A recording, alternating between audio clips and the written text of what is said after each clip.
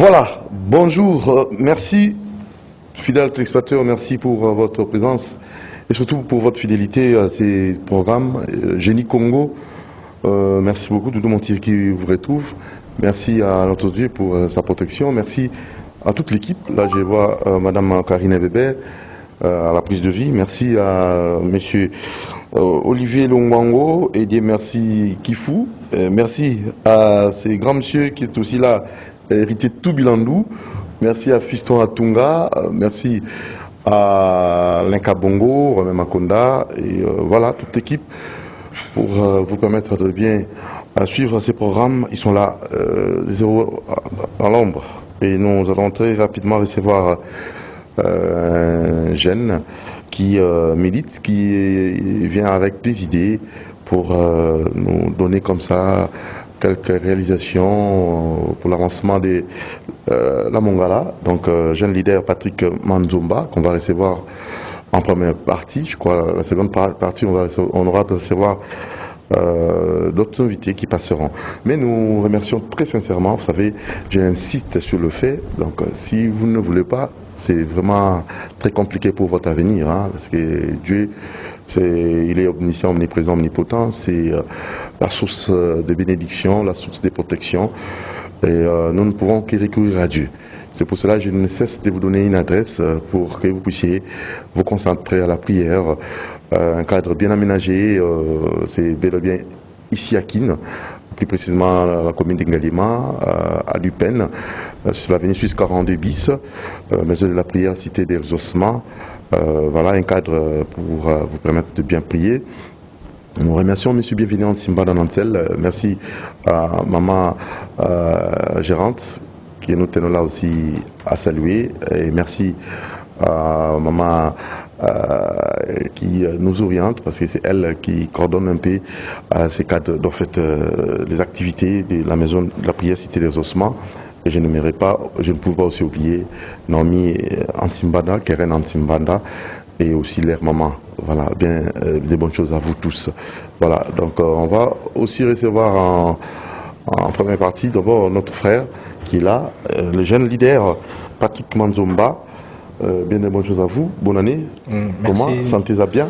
Oui, sentez-vous bien, mon pandissant. Non, moi Kalaming. Ah, Kalafon, Moussala Lem, tout ça. Les autres, les Kabiso, tous ceux qui sont passés par là. Kolobela, Ndekonabiso, Grand Frère Nabiso, Kolutu Nabiso, Ouazali, Kosala Moussala, les autres, Mouna Nabiso Abato. Et puis précisément, la province de Mongala, comme on est Jean-Pierre Liaou, il y a un peu de solo, il y a vraiment un dénigé à Siki. Voilà, alors professeur Mongala, on a habité parce que les Amala Mingi, quand on a Mongala, et quand infrastructure, ça pose problème. Oui. On a habité. Est-ce qu'il y a déjà ma canissimo, on a sens ouana, moi, et ça, les limoko, mon initiative, pour nous permettre à ce que l'infrastructure à Malunga, et dans la province, dans la Mongala, on a habité. Yo moko leader à Mongala, Patrick Manzomba. Bon, merci M. Doudou. La question posée et puis d'abord état nango avant intervention, avant participation, apport. Il y a Jean-Pierre Liaou, ils arrivent en ligne. Bon, au moniteur où Koulout Nabiso, battu bien avec le cerveau d'État Jean-Pierre Liaou, ayaki akutaki vraiment province de Mongala et puis territoire Bumba et Zalaki n'a pas encore et belé.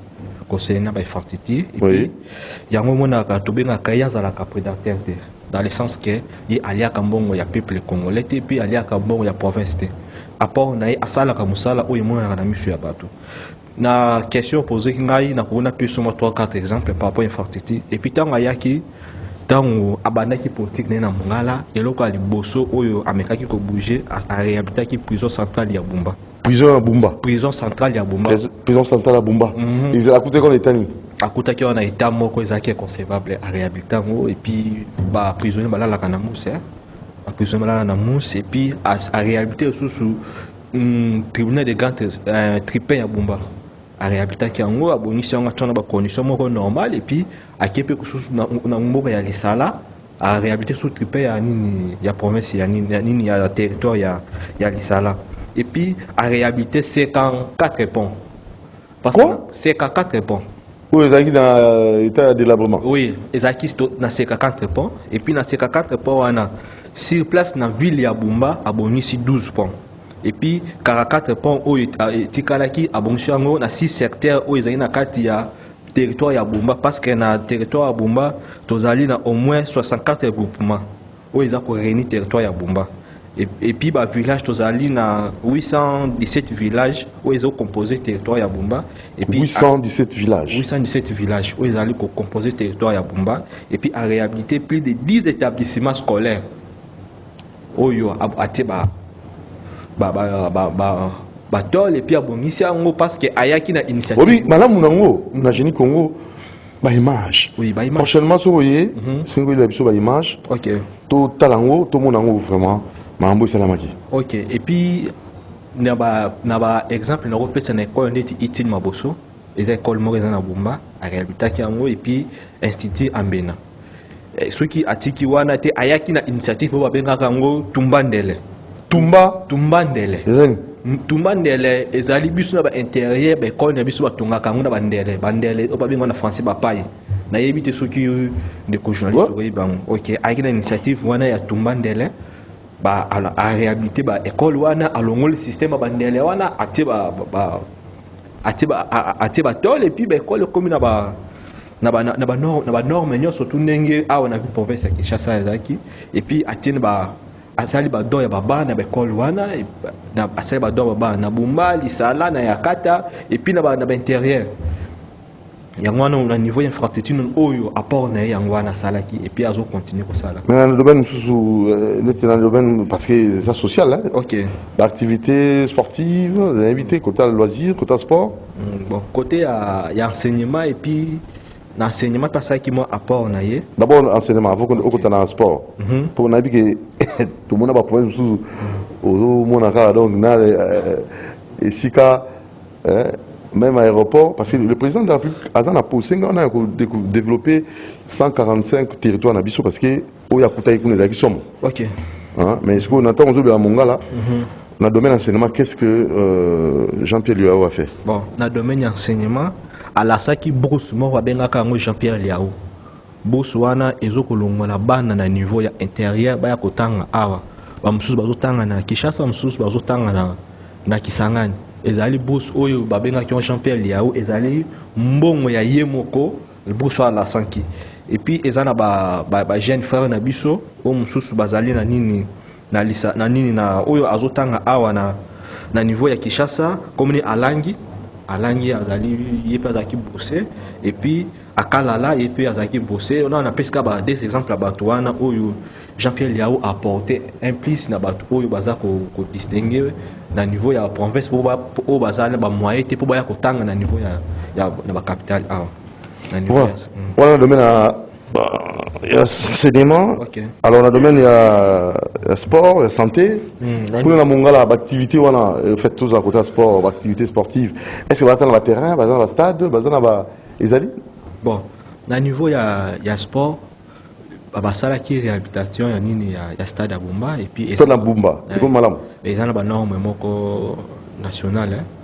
Pelouse synthétique ekotaki et puis ba gravé pe ezalaki et puis azwaki prise en charge ya ba judoka oyo ezali dirigé na maître Wangiju bakendaki deux fois na Goma na logement na ye mutu apesaki fo ya logement afote ba billet bakambu tout ezalaki na charge na ye soki tembezali botuni maître Wangiju ba séjour na bango tout na Goma et puis asokaki wana te azwaki le sous prise à charge ya équipe ya football o bayaki ko participer na championnat national na biso awa tout mon équipe DSMP en tout mon équipe salongo na équipe DSMP bayaki ko participer awa logement na bango makambu tout ezaki na charge na ye na niveau ya nini na domaine ya sport apport na ye na salaki et puis soki na yena ki ne sous moi musika azali ye moko te na province ya Mongala toza na 3 ministères oyo ba leader à Mongala mais 2 ministères ana ba eyokana kaka ya Jean-Pierre Liao parce que musala azo sala tozo sa chef de l'état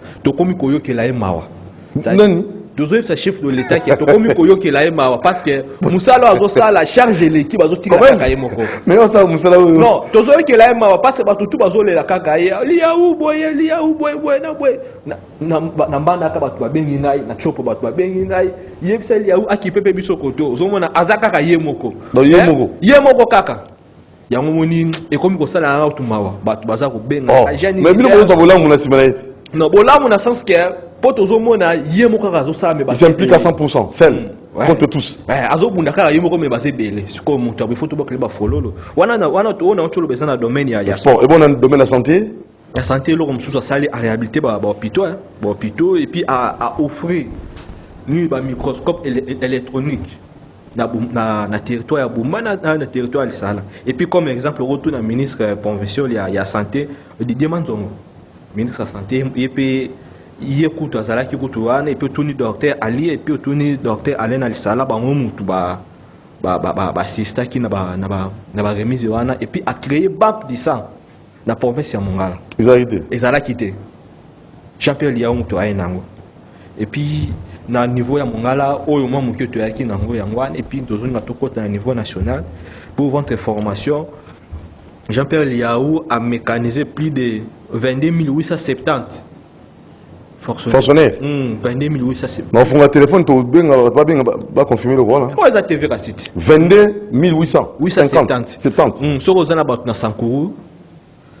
Benga so ozana bat na loja par-ci par-là et puis kalaming tifo baba na déjà kozombo na bango na niveau ya banque et puis ba liste déjà kotaki makamutu pour baba na déjà ko bana kozombo na bango et puis pona atterrir na ba discussion o esalema ki entre bato ya ba enseignant na ba syndicat na bango makambo le kanaki na mboka awa mutazo ki ango azaki le devant na makambo wana chef d'état pesa ki charge wana ezalaki excellence Jean-Pierre Liaou ye muto abimaki le devant nango et puis ne bakendaki na niveau ya Bakongo ne ba menekaki komeka kosilisa ba biloko wana mais na organiser pe le sous face à face sur une kutana ministre boso so kutana ministre qui na ba audience ye mbalamon so ka okina tongo ki o apeso jeton kutana na yo lobi o ezalaki a réhabiliter zuzu bâtiment ya Saint-Sap na ebite so rebi Saint-Sap ezalaki parmi ba entreprise publique ya l'état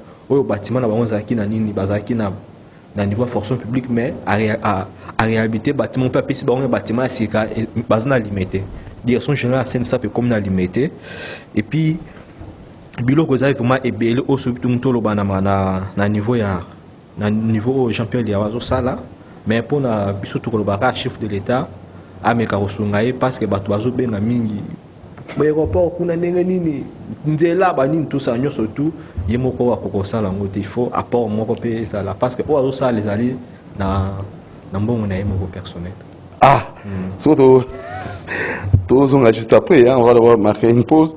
J'ose croire que M. Patrick Manzomba, pour notre combat, je crois que tu as un élément au niveau épinglé sous.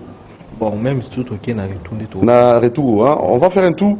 Tout le monde a une rubrique diététique avec Dr Athanase. Et on aura peut-être à retrouver notre invité juste après. Mais tout en vous rappelant toujours, il faut beaucoup prier. Il faut qu'on s'en la mingi de montir, ils ont insisté. Non, mais parce qu'il y a un cadre, vous permettre de bien, ils ont vraiment très bien aménagé. Dans Suisse 42 bis, qu'on a Ipen, mais de la prière, cité des ossements. Je me suis bienvenu en Simbana. Merci mingi dans maman Charlotte Moulacha. Merci dans maman Annie Ekembe, et pourquoi pas Keren Antimbanda, Naomi Antimbanda. Donc vous appelez, même on pourra peut-être vous orienter sans problème, vous réserver comme ça, parce que vous êtes homme de Dieu, vous êtes chante de l'Éternel, vous en moko, vous en aposa, vous en kimia, dadi kusaka, vous en bédit tout na zamba.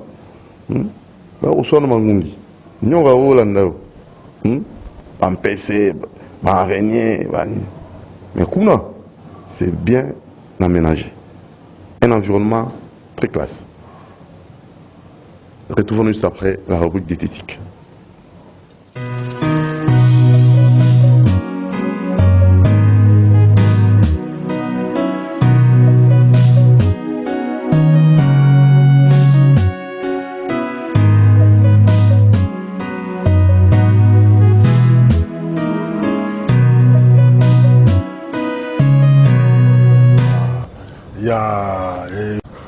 Oui, merci Balandi. Il y a une rubrique au moment où on a bien nyoso.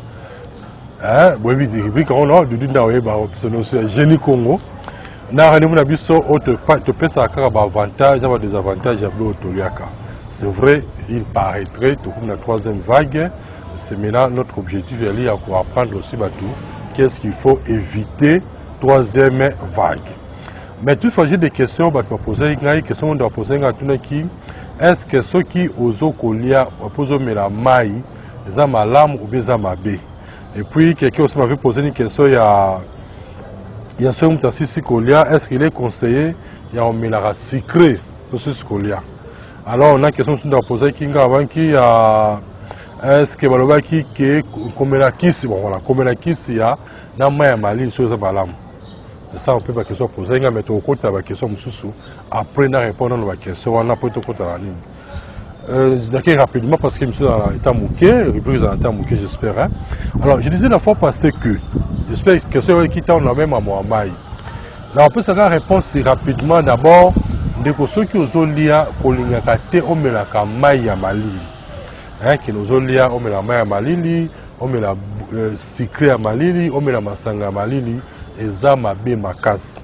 Parce que mon temps ozolia et que omela mai ya malili, mais que mai ya malili a joué un rôle ya okende ko solidifier, soit c'est ko komisa graisse, non en fait ko komisa libanga ba limano so ya lina ya graisse. Exemple, il y a dindon, il y a cuisse, et il y a mipanzi tout comme ça. Mais il va partir sur la graisse, sur la tension de la main malili, à Kembisa Kango. Alors ça, la digestion, c'est la difficulté. Or, d'où il ne faut pas que le système qui est en Ozolia, on met la maille à malili. Mais sauf que, tant qu'on Ozolia, on met la maille, exemple, on l'aime, on met la maille, on met la maille, ça va bien penser. Ça bien parce que permet une bonne digestion. Mais si on met la maille normale, mais même maline si on met la maille, on a la difficulté à digestion. Parce que quand on sait comment ming dans le cabinet, on a lié bien, mais parce que c'est la rate. Et on a tout bien excusé. Si on lia on met la maille, ah bien on a sur les trois normalement il y a robinet, on a la maille malili. Vous voyez donc déjà c'est n'est pas bien. Donc c'est ça un peu la réponse. Il ne faut pas boire de l'eau froide pendant les repas. Parce que nous avons fait par exemple nous la fois passée que pour ceux qui ont lié aux la victime de la maladie et belé, zala na système ya oza constipé. Ozala toujours victime de plusieurs maladies. Donc chaque fleuve no ya ka lozanga yote. Mais ce que ça nous sert régulièrement, on a pas ma constipation. On n'a pas victime de la maladie belé. Donc il faut vraiment éviter d'être constipé. Alors, question soit posée qui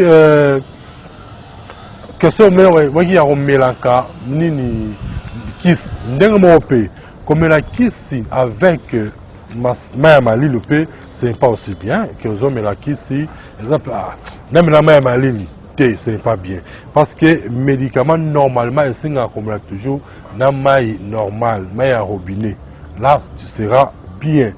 Et puis j'allais aussi dire à un peu que vous savez quelqu'un m'avait posé une question par rapport à est-ce que yoka ko solo la téléphone sur la charge des akamabe. Oui, réponse de mise à mabe de parce que vous savez tant on solo la téléphone la charge.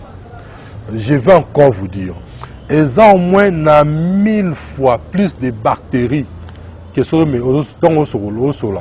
Exemple, le téléphone de la charge de sol, ils ont 1000 fois de microbes qui affectent surtout l'estomac.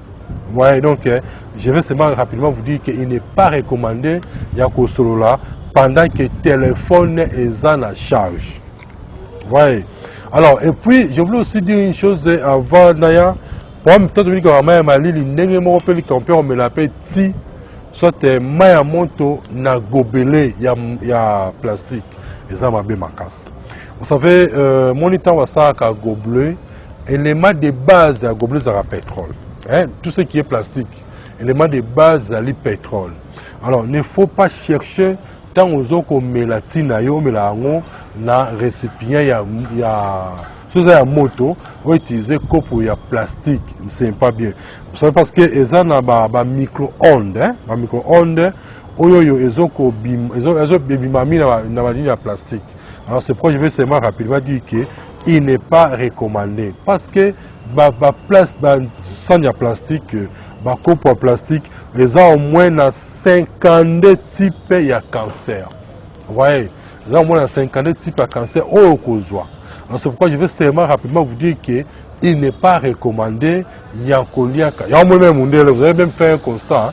Mundele, c'est difficile à lire biloko na sani ya plastique. C'est difficile au côté na restaurant Mundele à tirer yo ti na plastique. Non, na tout sorte na tasse parce que ça m'a mis na ma belé, zone ça à tasse. Alors il n'est pas recommandé penza au melaka biloko ya malili na tasse. Alors celui qui va aussi poser une question par rapport à que non sans moi c'est nazo kokate, mais j'avais dit une chose. Je vais vous donner cette recette. Qu'est-ce qu'il faut faire pour que ose la toujours toujours normal par rapport à maman, parce qu'il m'avait posé ce question tout ça qui est mission ya Ngadia dia. Oui, mais en attendant voilà peu sur recette wana na inscription souboui. Bien que tout ça moi rubrique ça comme niti mukie on na babake koki. Mais la bagi boy. Na sala na comment ba livre. Livre na comment sur le na cabinet na ngai. Mponga cabinet na kati ya Carrefour des jeunes. Alors livre na comment thème nous a découvrir une vie saine. Alors quand livre au moins na tia comment ko consoler ba maladie à partir de plantes aux zinga la biso à partir même ya biloko toliaka. Et puis quand livre na comment ndeno ko fabriquer ba produit yo moko. Par exemple, nous avons parfum, nous avons poudre, nous avons savon, nous avons foutre au pacola, na 4 livres comment ils allaient. Voyez, parce que vous savez, aujourd'hui, quand on parle il y a la troisième vague, moi j'ai toujours dit une chose, ceux qui pensent peuple congolais, azam sage, pour naïe Covid, aux allons la histoire. Mais aux azam sagité pour naïe Covid, ils apprennent maladie. Voyez, parce que j'ai toujours dit une chose que, quelqu'un avait dit, ceux qui Afrique, ezalaka jardin d'Éden, paradis ezalaka RDC, mais ezalaka Congo. Alors c'était ce que je voulais encore clôturer la bosse sana. Dans le sens qui ti les envoyer à poussière.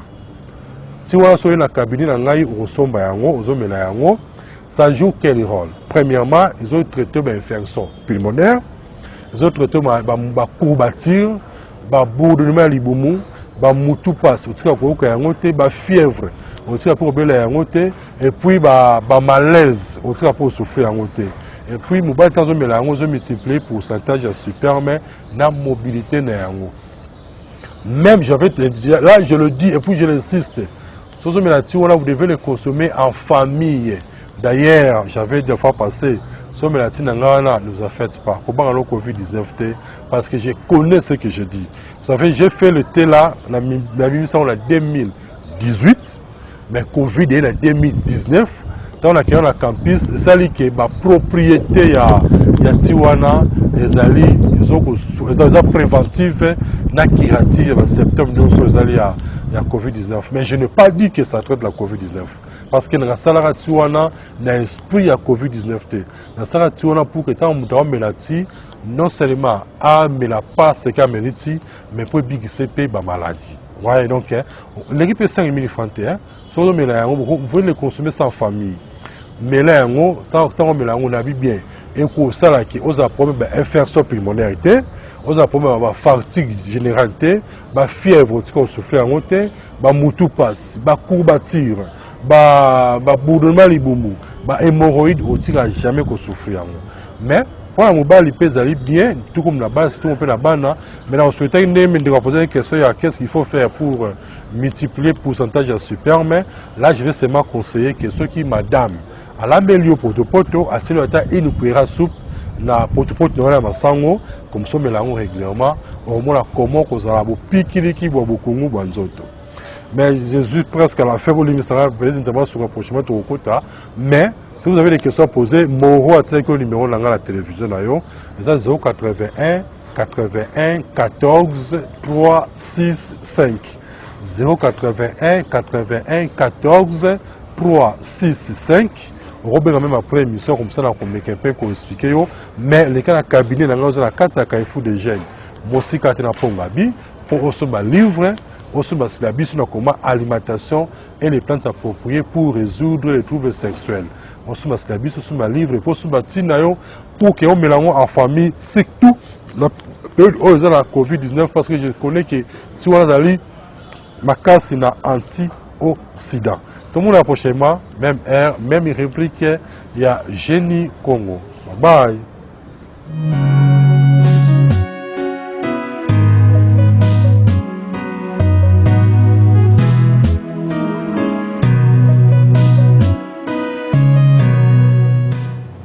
Merci beaucoup, docteur Athanase. Très gentil, hein? C'est vraiment un consultant en matière de la santé. Hein? Donc, il y a Génie Congo, il n'y a pas deux. Merci beaucoup pour le travail au Sala. Ils ont vraiment beaucoup de temps. Tous on appelle les bélés. On a toujours docteur Athanase. Alors, comment on a nayo, nous avons abumba yo, abatela yo, pose à Génie, pour la bisso.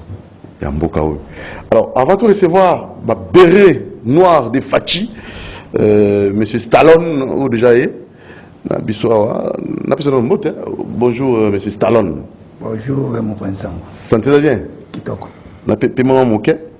Tout si ça n'a leader, jeune leader, au pays au Bunda, pour na mon gars là qui est liboso et aïe copé sa biso précision que mon gars là changement visible grâce à son excellence Jean-Pierre Liao. Invité pour la qui ça, monsieur Patrick Manzomba, je sais pas, pour finir, est-ce qu'il a au mot le bel quitté ou le insister dans le mot pour tout méga gloire en beauté. Bon, et le coup ils allaient quand que biso bana mongala et puis bana Équateur. Bana Colombe mbato meka ko soutenir excellent Jean-Pierre Liao na mosalo azosala d'une part bazobenga aigle wana za musique tema ya poti parce que azana vision mulai azomona musika c'est-à-dire azo incarner vision chef de l'état c'est-à-dire yene nazana parmi ba vigoureux ba tout bazo travailler makasi na niveau ya ma ministère musana et puis zomona na miso bato parce que ya kolobezo zalate ezomona na miso bato to senga kaka Abana ya Bumba et puis bah souhaiter tout continuer à consommer Jean-Pierre Liao parce qu'ils allaient leader oyo azako contestable na niveau ya Mongala et puis azal ko matel sous makasi ba réseau matavoma likolo pour na atterrir na repesa excellence Jean-Pierre Liao mote place azali et puis na moni le directeur du cabinet mais directeur du cabinet ya makinga ya maître Gabé Kabengele Kalala. Ah, Gabin. Ouais. Gabin Kabengele Kalala. Merci maître Gabé Kabengele Kalala na eba ko ya makinga. Pour yamba mutu facile, parce que facilement c'est qu'on a besoin de développer contre le ministère. À côté ba maître Gabé sans discussion tant amoni nga c'est un maître Gabé ya minga na nzoto maître Gabé Kabengele Kalala na pesio mbote et puis audience sur yamba mutu. Yazo salango, yazo sala bien. Et puis pour on a 12 ans na mona na zoya kuna. Na mona ki le conseil na pesi sous le conseil politique il y a excellent Jean-Pierre Liao bienvenue Majulu wana soki vraiment lingo kuta na pena na excellence pas bienvenue Majulu wana remettre facilement pour na wana na komona nini honorable Isidore Mondia yenga nazo bien coach grand frère Isidore Mondia nazo peso ba merci beaucoup na ozo sala très bien et puis pour na terre na moniteur na moko Alunga Stéphanie, na pesio moto nebi kozo la nangai. Alunga Stéphanie. Bon, merci beaucoup. Merci Patrick Manzomba, merci Oazo Bunda. Yo pozo lobelat mongalat. Ouais. Souci neza mongala pe. Souci na pesio za mongala ke liboso. Wana za territoire ba koko na biso place to uti, il faut to tika ngote, il faut to lobela kango so moni mutu moko azo bima. Pour intérêt à Mongala, pour intérêt à Mongala, pour soutenir à 100%. À 100%. Ceux qui peuvent aux alliés n'aiment Mongala, aux alliés Mongala, ils ont détruit Mongala, tout côté, mais là on peut tout côté. Tenasuka. Ceux aux obunta Jean-Pierre Liao, aux obunta Mongala. Merci beaucoup Patrick Manzomba, à la prochaine occasion. Merci beaucoup de compagnie Sam. Très bien. Le béret noir de Fachi. Ah, la béret noire Baye. Stallone, Mouni. Qui vient de quoi? Anga lilo o me rasu ko rappeler parce que batu ba benga moi mingi l'autre fois quand on a un bakio il y avait aussi des appels et batu ba qui basse côté na kati ya structure wana il y avait madame Sarah Iyenge benga kinga pas côté na structure wana je ne sais pas béret noir les amis les fachi d'abord les bérets noirs. Bon, merci pour na motuni La fois passée, je crois bien à expliquer. La fois passée, il y a des lotis. Le lot, il faut quand même moins historique. Voilà. Il faut que le béret noir est d'abord dans le mouvement Imperium de Tshisekedi. Au Bissomoko, tu as victime nango. En 2013, tu as Missi en 2014. Batanyo Soana. Net au monde à l'époque, tu as dit Imperium de Tshisekedi. Tu as dit beaucoup. Tu as dit Imperium. Tu as garder, sauvegarder Imperium. Il y a un monde tout ça, le béret noir de Fati. Alors, tu as la confusion, kolobake, aux autres monde que béret rouge, le béret noir. Non. Idéologie à béret rouge et banda toujours dans le IDPS. Ce qu'on a l'histoire, il y a IDPS, au moment où les lois, batu nyonso, et dans la même moment, bazaï, source na bango, toujours. Dans le IDPS.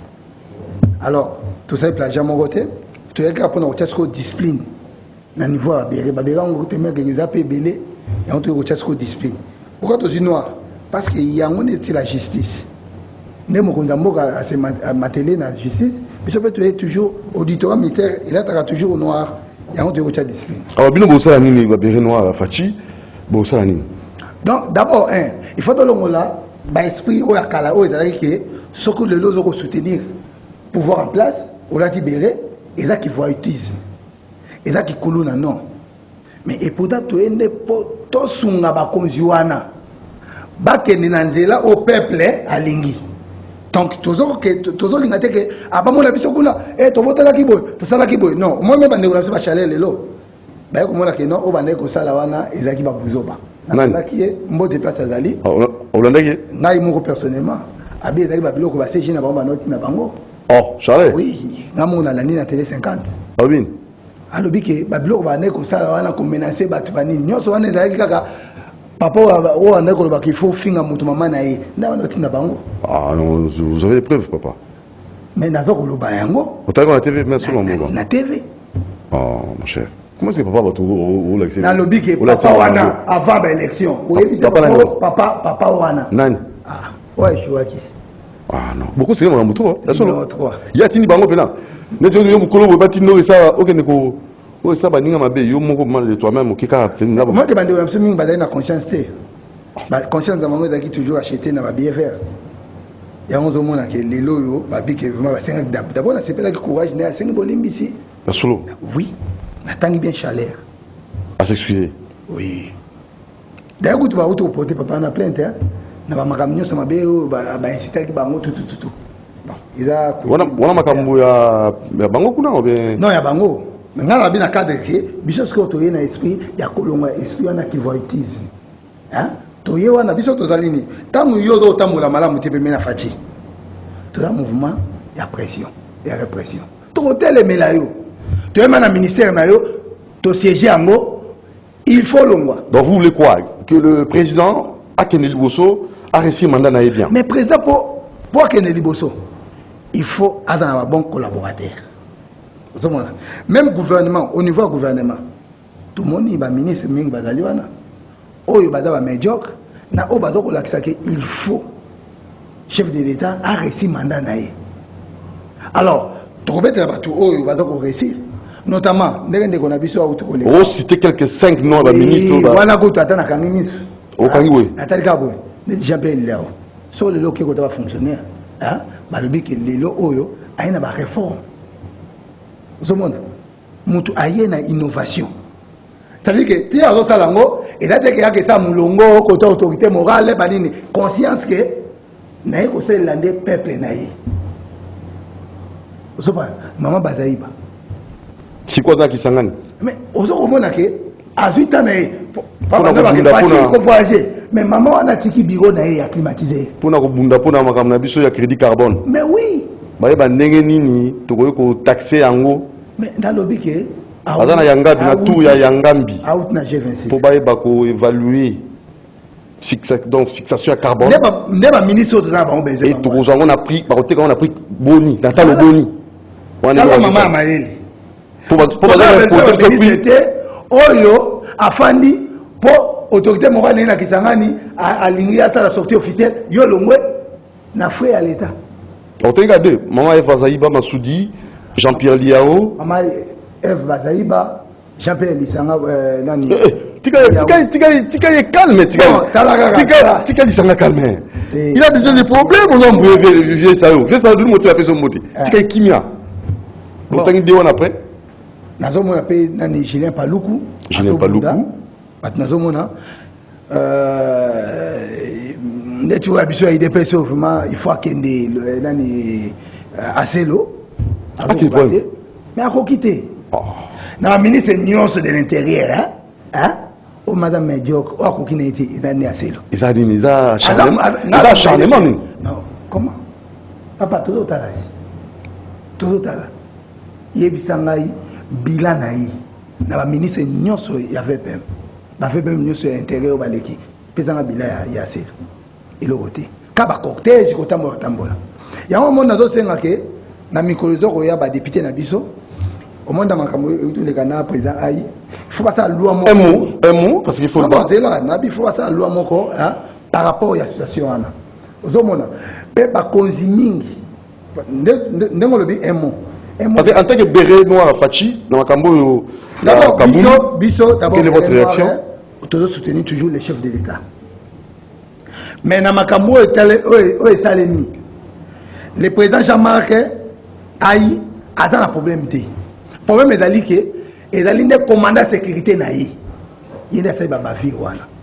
Et surtout ça, il lecture malam entre Bagère et garde rapproché à président Aïe. Batna batwa sali kaka oyo batangeli. Moi profane hein, bazo comprendre. Oya sali eloko nini batangisi ye oyo pe koto asali eloko ni batangisi ye. Yoka je négocie journaliste. Non, non c'est que le monsieur na côté na côté. Non c'est que maman Kaine be balance qui sanga. Ole ya nandi olanga yo fisto atunga. Ya commandant de sécurité et dans koza mokonzi. Te loba c'est différent en toso là. Toso la makambo. Koza mokonzi. Na résidence be place azali ko commissaire na place Moussala avec toute sécurité. Mais tant obstacle moko monani commandant de sécurité il y a président Aïe attitude na ye o ya salaki idalaki vraiment ya malamu mingi. Ça veut dire qu'il y a une cause ya problème voilà. Mais il a dossier moko vraiment il est un peu malheureux to déplorer qui ango.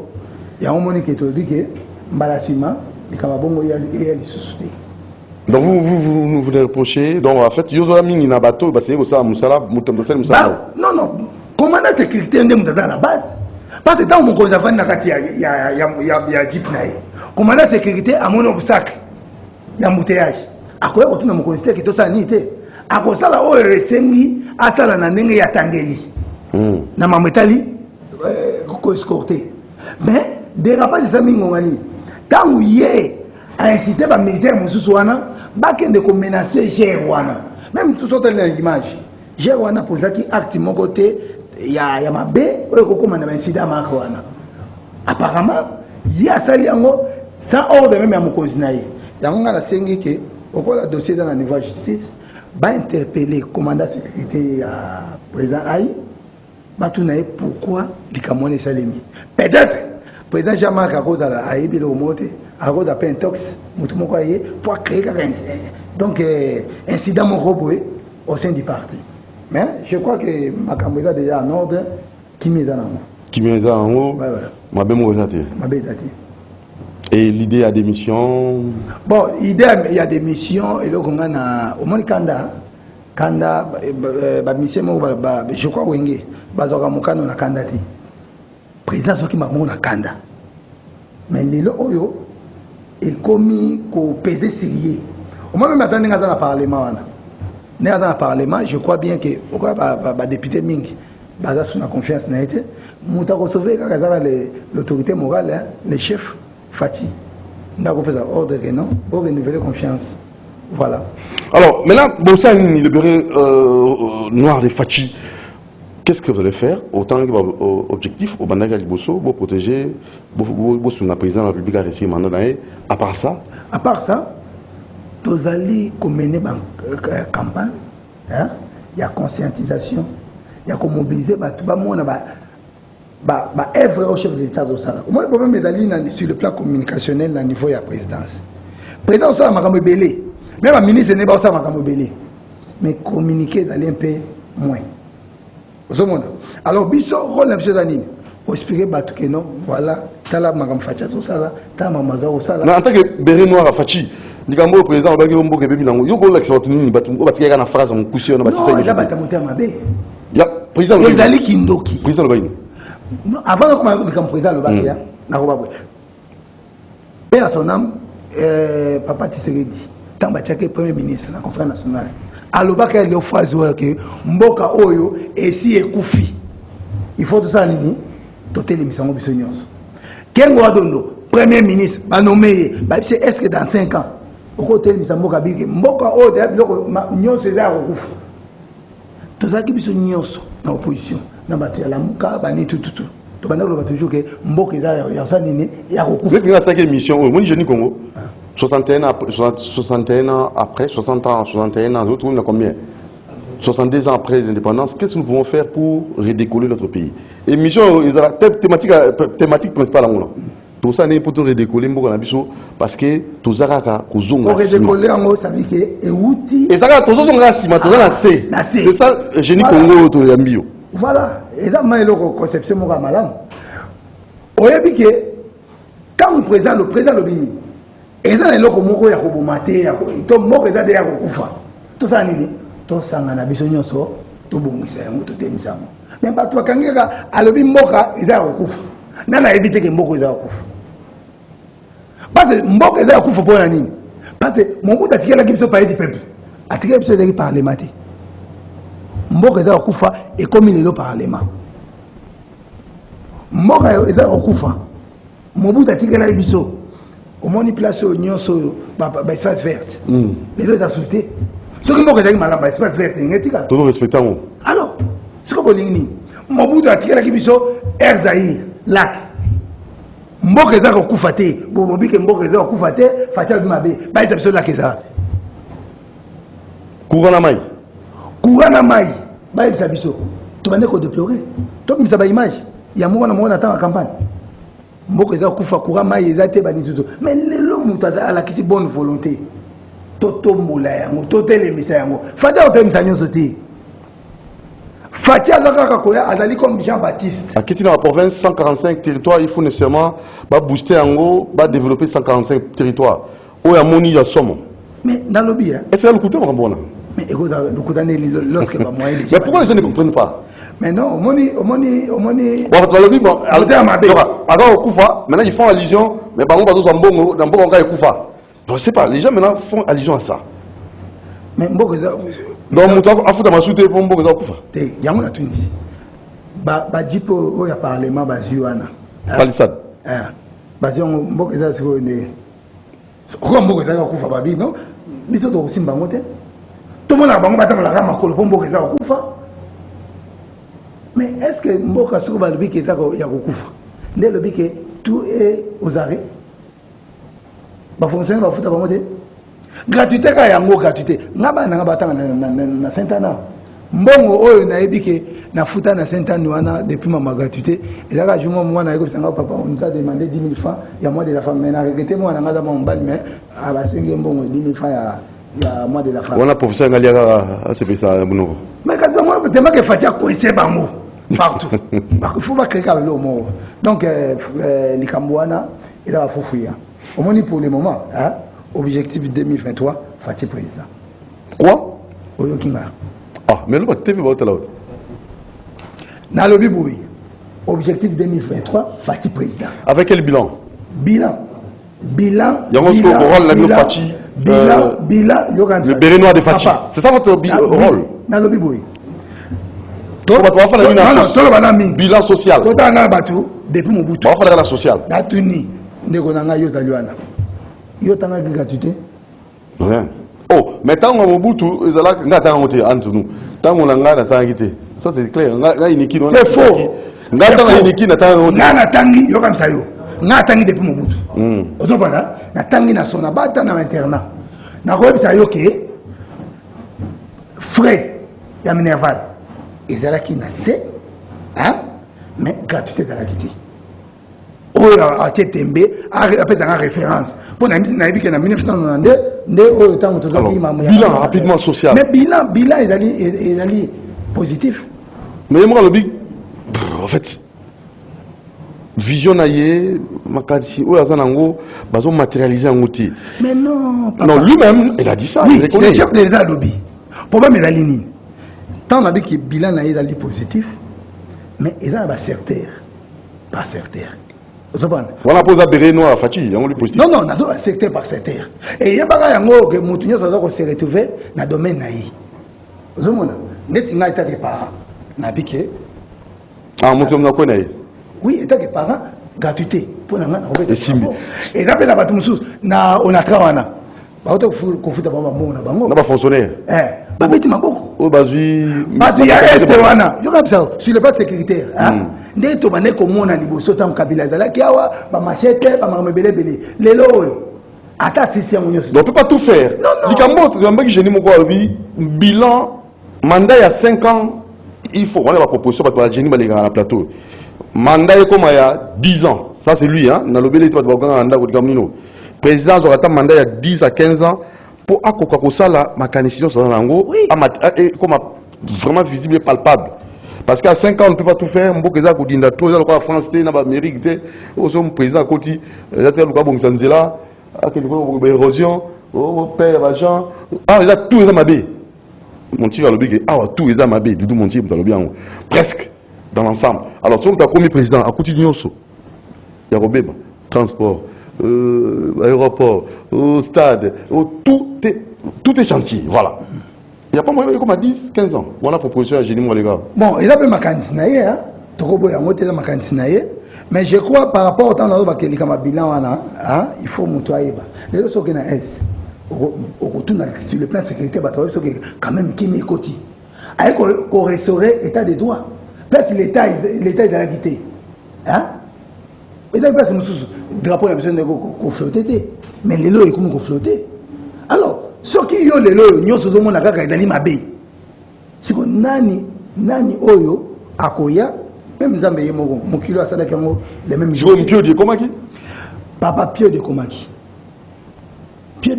pourquoi Pio est-ce que papa qui Pio de bazo kabola on bato il y a une pas de confusion comme si Fatia le baki que Pio de Zakoya bokote mana koya triomphale bano kabola même Pio non et côté mon cher oui était comme mon cher était pas wapi papa na ba site nyonso o singaki ezaki muke tondeni pour place voilà les problèmes ezali quantité et muke point muke par rapport pour population de belé non aux autres parce que place est outil il faut ba ça nini comment dirais-je ba loba yango c'est ça qui te to ko somba biso to ko somba nde to kende ko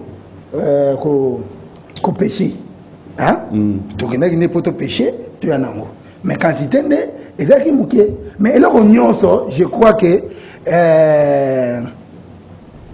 et quoi qu'il peut qu'on va tenir sauter mon mboko bakaboli musunda munda museke na ma province. Alors la bonne proposition c'est laquelle selon vous en tant que béréné? Non proposition d'abord il faut Sama Lukondo benga comme on a papa Sama Lukonde oui il faut Premier ministre quoi Premier ministre Nabiso, il faut démissionner.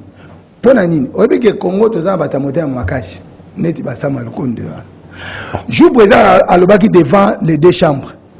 Ce qui n'a pas Premier ministre na on a président à l'Obaki, car les mêmes jours on a démissionné. Pourquoi? Mais président la Kisike, a dans la volonté mais a dans la batoté bako sungaye. Président lokoya kaka na même situation n'engé Kabila à Baneko. Au pays Kabila région? Non, na lobi koko na même situation eza ko pesa muto raison te. Yé, au pays raison. Yo c'est escalier na bien soki na ina ko il faut na pesa pe muto ko yaki boso nini. Nini raison? Alors, pour me dire casting il faut que zo batu oyo ba distinguer hein? Pour na remaniement zo ko ya liboso. OK. Ba continuer na mokonzi. Bon, ba oyo mususu ba kokite, ba incompétent. Ba dégager. Alors pour en ce qui ça numéro de téléphone, Bereno à Fachi. Non, d'abord, on a ça, d'abord, dans le niveau à moins d'abord, on a balobaka o Fati okoye bazo sala pont ozo kende na nini na Brazzaville et Fati asali bobo lelo a que poser pierre nani na mwanda kuna alors pour na nini poser d'intention et ba bisa bino lelo akomi nani félicitations d'abord na moko na mboka akomi président assez ozomona c'est-à-dire que les gens va perdre va payer confiance. N'est pas perdre va payer confiance. Le peuple congolais va payer confiance. Remise de reprise na Denis Sassou Nguesso. Oui. Donc vraiment félicitations. Et là derrière monter à ma bébé sur Monique qui a autour de la président il y a Union africaine. Président au Royaume Simane. Oui, il faut que vous ayez des années pour commencer président à l'Union africaine. Au moins 54 ans. Et Carboy. Ce qu'on va mettre sur la monnaie, mais il y a eu à tête remplacer. Le niveau va chez la commis. Et c'est un surtout coup fatal. Il y a un ticket carton. Donc, il est à Fati. Fati Béton. On va appeler. Dans les Pelé 1000 billes. Ah, 1000 billes. Ah, c'est trop. Tu sembles c'est en 4 ans après. Tarandaï, 9 billes qui est là. Grand jeu, 9 billes. Merci, votre numéro de téléphone. Bon, plus 243. 84 083 46 12. Mandela Stallone. Plus 243 84 083 46 12. Merci beaucoup. Avec votre coordonnateur, Yosa fondateur, le cordon. Dans Kibonge. Kibonge. Le docteur. Constant Kibonge, docteur Kibonge. Constant Kibonge. Faut son mot, docteur. Oui. Adjoint. Maman Cynthia Koudoura, oui. Pascaline, Cynthia Koudoura, la fille à maman Pascaline, Père Azali Bazola Nanga déjà. Donc, on est membre de Libéré Noir, secrétaire Déo. Déo grâce à Kibonge. Donc, on est là, tout ça sur le terrain, tout travail. Et d'ici là, tu vas féliciter la ministre Nyon Soyo. Salim Moussa Malam. Autant que Balé, Eve Bazaïba Massoudi, Jean-Pierre Liaou. Julien Paloukou. La ministre on peut demander ça ma bamona te ba comment bon ba boumesse na ça Moussa Malam ba toi là boumesse voilà d'abord boumesse tango ba sale Moussa Malam ala te ko banana ko tanga na boumesse te ye moko na ni ngobila 0 et monsieur Bibi merci na bato balandi biso merci na monsieur Constant qui bonne na pesi mbote na monsieur Stallone azali fondateur ya Béret Noir de Fachi. À la prochaine occasion. Merci na Karine Bébé. Cotation au siège à Salika Bomassaï, ne comprenez pas. Nous avons appelé 10 Karine Bébé. Merci na Digoussa, on a appelé 10. Ah, merci na monsieur Toubilandou, héritier, on a appelé 10. Moron Djambé 10. Romain Mako a 10. Alain Kabongo 10. Christian Manjolo, na Mazout, na Boulonzing à 10.